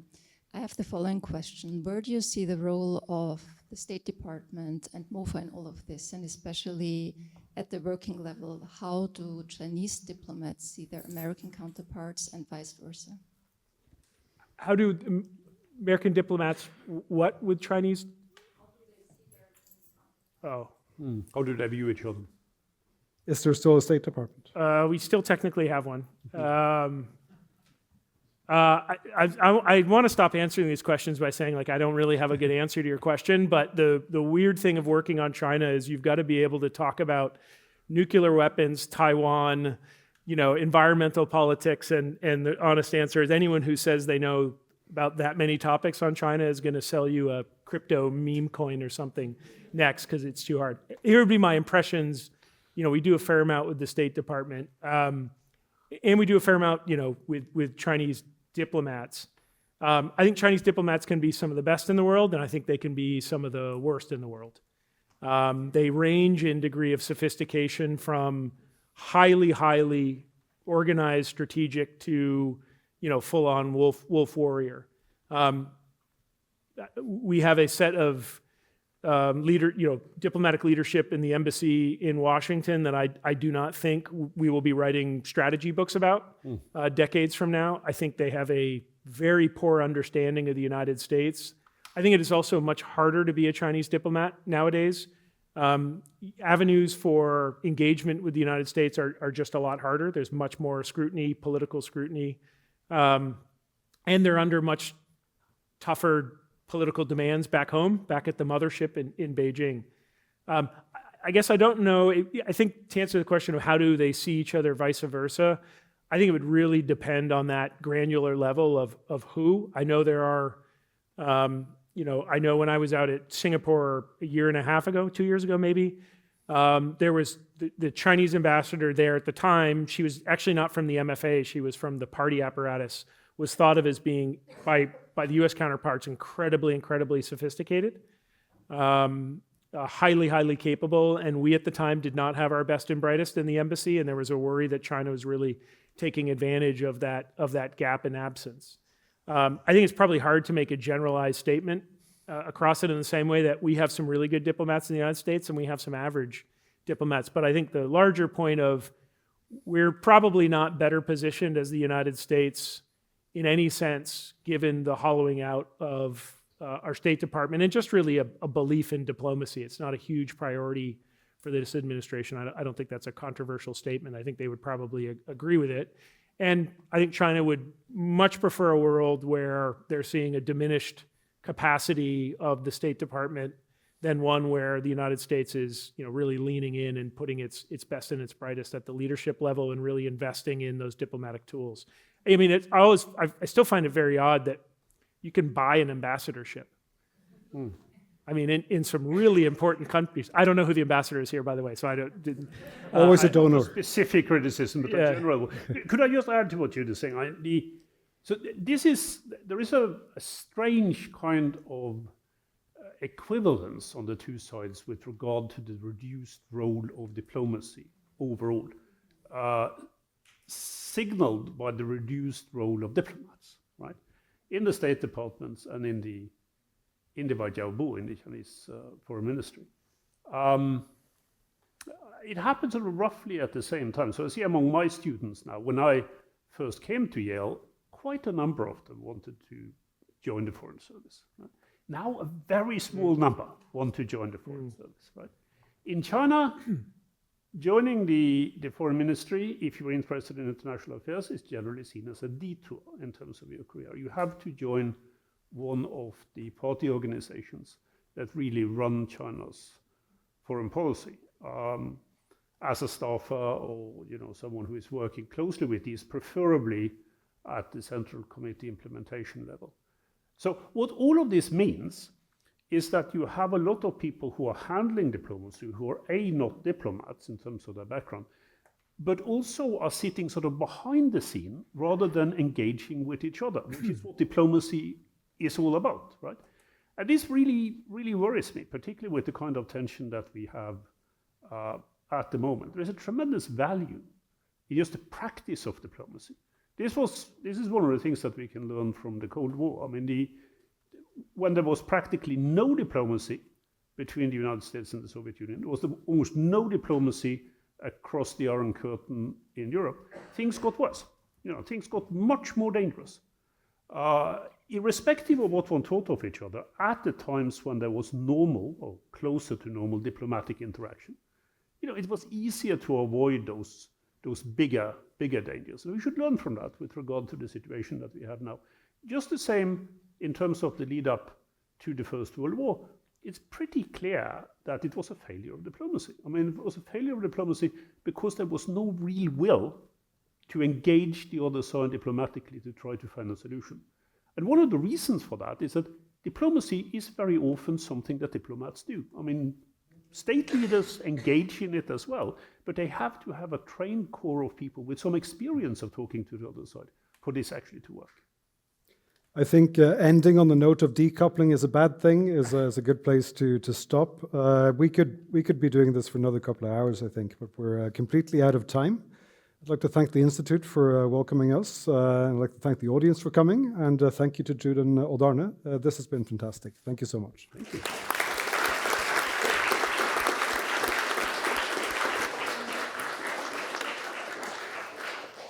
And I also want to thank Rønneberg, Westad, and Blanchette for a wonderful, interesting conversation. This was the last event in this Academy's special series called Security in a Changing World. And I want to thank the organizing committee for this series, which is led by Ivar Neumann and Anders Burkeland, Einar Vigen, Mette Halskov Hansen, and Kenneth Ruud, and also Gro Havelin. Thank you. And all that remains now is for me to welcome you to some light food in the area just outside here. Thank you.